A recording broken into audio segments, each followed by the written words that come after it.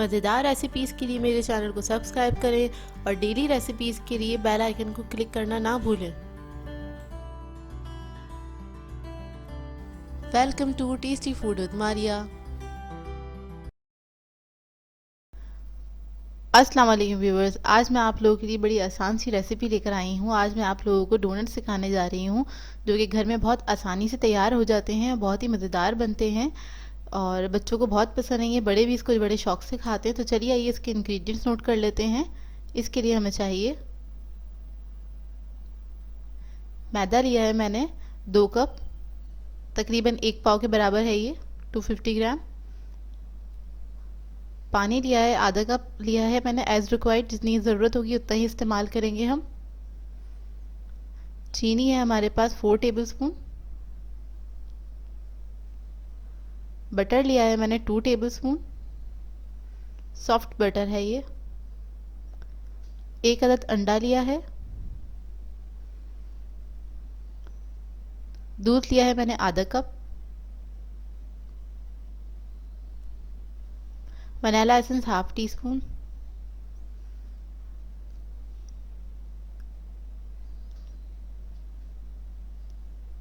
Salt है हमारे पास half tea spoon. East है हमारे पास 1 टीस्पून।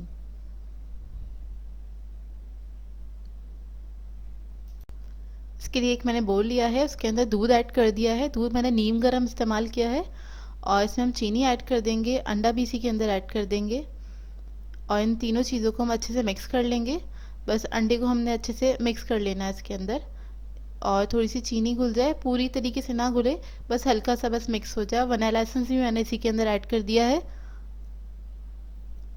और इसको मिक्स कर लेंगे अच्छी तरह से।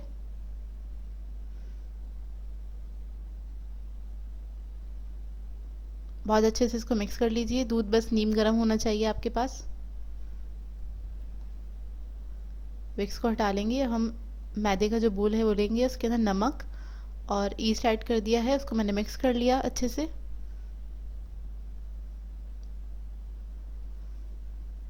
और ये जो मिक्सचर है सारा इसके अंदर मैं पोर कर दूंगी और जो थोड़ी बहुत चीनी रह गई है वो भी इसी के अंदर हम शामिल कर देंगे।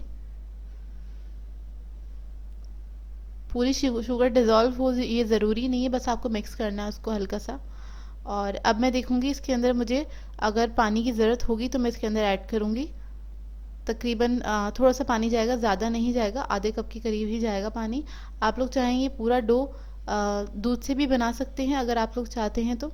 मैंने आधा कप ही दूध इस्तेमाल किया है। अच्छा, इसको मैं स्पून से मिक्स कर रही हूँ क्योंकि ये डो बहुत ज़्यादा सॉफ्ट बनाना है हमें, इस वजह से इसको बस मिक्स करूँगी, उसके बाद में नीट करना स्टार्ट करूँगी।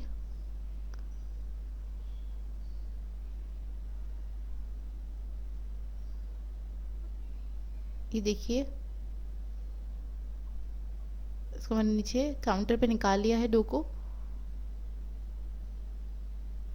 और मैं इसको नीट करूँगी। ये बहुत ज़्यादा सॉफ्ट है, स्टिकी होगा, ये आपके हाथों में स्टिक होगा, तो इसकी आप परवाह नहीं करिएगा। बस इसको आप इस तरह से नीट कर लीजिएगा थोड़ा सा। तकरीबन 2 मिनट तक मैं नीट करूँगी इसको।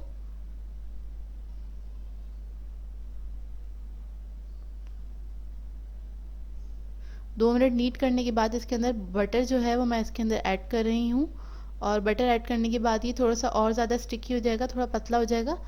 लेकिन इसको आप इसी तरह से हाथ की मदद से आप इसको नीट करते रहिएगा। इसको तकरीबन मैं 3 मिनट तक और नीट करूँगी। नीटिंग टाइम जो है इसका 5 मिनट से 2 मिनट पहले किया था, फिर बटर ऐड करने के बाद मैं तकरीबन 3 मिनट तक इसको नीट करूँगी इसी तरह से और ये हाथों पे इसी तरह से स्टिक होगा। अब स्क्रैपर ले रही हूँ क्योंकि बहुत ज़्यादा स्टिकी है डो और ये नीट हो चुका है और इसको मैंने साइड पे कर दिया है। अब मैं थोड़ा सा मैदा लूँगी, तकरीबन 1 टेबलस्पून के बराबर। ये देखिए, स्क्रैपर से मैंने साइड पे कर दिया, थोड़ा सा मैदा लिया है और मैदे से इसको मैं समेट लूँगी कि जो स्टिक हो रहा है अब, ताकि ये सारा एकजान हो जाए और ये स्टिक नहीं होगा। बस इसको हल्का सा हम स्मूथ कर लेंगे हाथ से। डो आपका इतना ही सॉफ्ट होना चाहिए, तभी आपके डोनट्स बहुत ही मज़ेदार बनेंगे। बस इसको मैं हाथ से इस तरह से स्मूथ कर रही हूँ और बहुत हल्के हाथ से इसको डील कीजिएगा। बस इसको समेट लीजिए, देखिए कितना सॉफ्ट है ये, बहुत ज़्यादा सॉफ्ट है ये डो। और इसको अपने बोल में डालूंगी और तकरीबन 1 घंटे के लिए रख दूंगी। गर्मियां हैं, गर्मियों में 1 घंटे के लिए आप इसको रख सकते हैं प्रूफिंग के लिए, और सर्दियां हो तो आप तकरीबन 2 घंटे, 1.5 या 2 घंटे में चेक कर लीजिएगा। 1 घंटा हो गया है, इसको मैंने कवर करके रख दिया था। ये देखिए ये पूरा प्रूफ हो चुका है। और ये देखिए बहुत अच्छा प्रूफ हुआ है ये। अब थोड़ा सा मैदा लेंगे हम, काउंटर पे इसको थोड़ा सा स्प्रिंकल कर देंगे और इसको मैं निकाल लूँगी। मैं स्पैचुला की मदद से निकाल रही हूँ क्योंकि ये स्टिकी डो है, इस वजह से। अब मैदा लगाने के बाद इसके ऊपर हल्का सा इसको मैं स्मूथ करूँगी हाथ से। और बेसिकली हमने इसके जितने बबल्स होते हैं, एयर बबल्स, उसको निकालना होता है, इसलिए हम इसको थोड़ा सा स्मूथ कर लेते हैं, पंच डाउन कर लेते हैं। ये स्मूथ हो गया है और अब इसको मैं बेलूंगी थोड़ा सा मैदा डस्ट करके। मैदे का कोशिश कीजिएगा बहुत ज़्यादा इस्तेमाल ना करें और कम से कम करें जितना हो सकता है। इसको मैंने बेला है तकरीबन 1/2 इंच के बराबर। ये देखिए ये 1/2 इंच जितना ही होना चाहिए। इसके लिए एक पेस्ट्री कटर लिया है और ये नोजल लिया है मैंने। अब इससे मैं इसको कट कर लूँगी। और अगर आपके पास ये कटर नहीं है तो आप लोग कोई भी कटोरी या प्याली ले सकते हैं, घर में जो इस्तेमाल होती है उससे भी आप कट कर सकते हैं। कोई भी ढकना ले सकते हैं और कोई छोटा ढकना ले लें सेंटर का होल के लिए। मैं इस वक्त नोज़ल इस्तेमाल कर रही हूँ बड़े साइज़ का, और इससे हम इस तरह से कट कर लेंगे। ये देखिए आधा इंच मोटा है ये तकरीबन। और मैंने एक ट्रे लिया, उस पर मैंने थोड़ा सा मैदा डस्ट किया है, उसको इस तरह से मैं रख दूँगी। सारे कट हो गए हैं और इसको हम दोबारा से प्रूफ करने के लिए रखेंगे तकरीबन 15 मिनट के लिए। किसी भी कपड़े से आप कवर करके इसको रख सकते हैं। 15 मिनट हो चुके हैं और इसको हम चेक करेंगे, ये प्रूफ हो गए हैं अच्छे से। ये देखिए ये काफ़ी हद तक प्रूफ हो गए हैं। और दूसरी तरफ मैंने एक कढ़ाई में तेल गरम करने के लिए रख दिया था, और इसके लिए हमें तेज़ गरम तेल नहीं चाहिए, तो बिल्कुल हल्का गरम तेल होना चाहिए। मीडियम फ्लेम पे ही इसको गरम करिएगा कि आप इसको जब डालेंगे, इसके डालने के बाद थोड़ी देर के बाद बबल्स उठने स्टार्ट होंगे इसके अंदर साइडों से। और इसको हम फ्राई करेंगे एक साइड पे। जब ये गोल्डन कलर आ जाएगा तब हम इसको फ्लिप करेंगे, जब इसको हम टर्न करेंगे। ये देखिए तकरीबन इसकी अच्छा कुकिंग टाइमिंग जो है तकरीबन आपको 2 से 3 मिनट लगते हैं एक साइड पकने में। हल्की आंच पे ही इसको पकाना है आपको, मीडियम फ्लेम पे। और जब ये साइड से गोल्डन हो जाए और ये साइज़ में डबल हो जाते हैं तब आपने इसको पलट देना है। पलट के फिर आपको इसको पकाना है। दूसरी तरफ से जब कलर आ जाएगा तो हम इसको निकाल लेंगे। बहुत ही अच्छे और बहुत ही मज़ेदार डोनट बनते हैं। इसे घर में ज़रूर ट्राई कीजिएगा। बहुत अच्छी रेसिपी है ये, बहुत आसान रेसिपी है, बाज़ार से ज़्यादा अच्छे बनते हैं। आप लोगों को बहुत पसंद आएगी ये रेसिपी। दोनों तरफ से ये अच्छा कलर आ गया है गोल्डन ब्राउन। और अब मैं इसको निकाल लूँगी। अब इसी तरह से मैं सारे फ्राई कर लूँगी, फिर आपको दिखाते हैं। ये देखिए सारे डोनट्स मैंने फ्राई कर लिए हैं।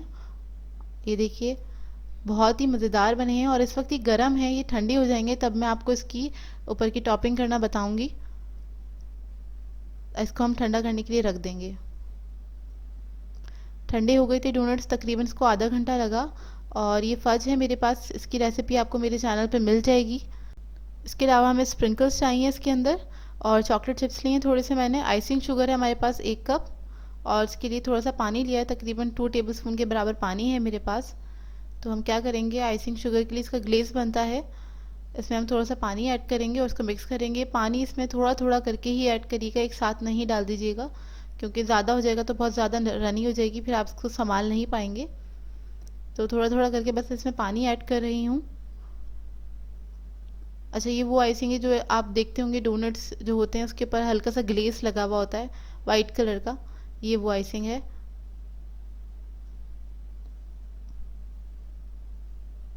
बस इसको मैं मिक्स कर रही हूँ अच्छे से, थोड़ा थोड़ा करके ही पानी ऐड कर रहे हैं।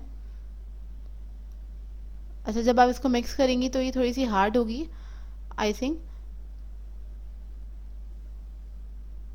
बहुत ज़्यादा इसको पतला नहीं करना है, ना ही बहुत ज़्यादा थिक होगी है। थोड़ा सा आपको हार्ड लगेगा मिक्स करते हुए, लेकिन ये इतना इतना होना चाहिए कि ये बहुत ज़्यादा रनी ना हो, लेकिन बहुत ज़्यादा ये हार्ड भी नहीं होगी। ये देखिए, बस इसको मिक्स कर लेंगे अच्छी से और ये तैयार हो गई है। इस तरह से हो गई है, ये रेडी हो गई है। अब हम इसको डोनट्स को हम असेंबल करना स्टार्ट करते हैं। इसके लिए एक डोनट लूँगी मैं। सबसे पहले चॉकलेट में मैंने डिप करा है इसको, चॉकलेट फज है ये, इसको डिप करके निकाल दिया मैंने।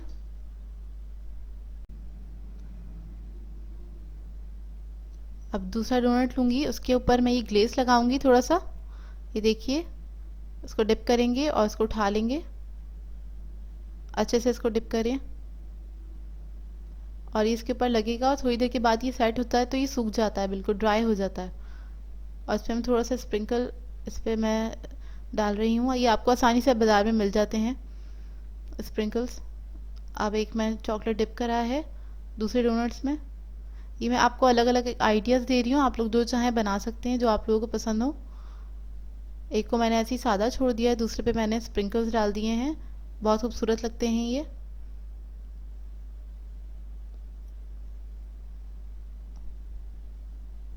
डिफरेंट आइडियाज़ हैं, आप लोग देख लीजिए। बहुत आसान है बनाना, इसे आप आराम से घर में बना सकते हैं।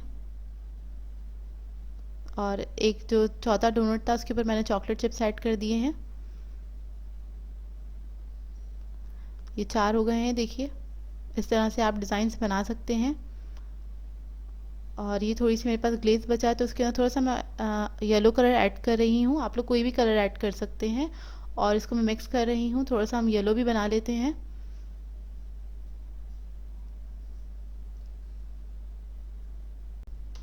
येलो ग्लेज है ये, इसको मैं इस तरह से ड्रिजल कर रही हूँ डोनट के ऊपर। वाइट डोनट था, उसके ऊपर मैंने येलो थोड़ा सा ड्रिजल कर दिया है। अब एक डोनट उठा रही हूँ, उसको मैंने येलो क्या कहते हैं ग्लेज लगा दिया अच्छे से, जो आइसिंग बनाई है हमने।